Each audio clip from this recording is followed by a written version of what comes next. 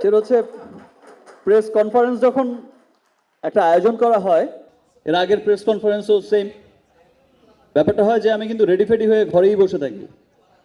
এবার সব কিছু তো আর আমার উপরে থাকে না। দেখেন, আপনি হয়তো টাইমে এসেছেন, এই যে আপনি যেমন বাঙালি, এখানে অনেক বাঙালিই আছে।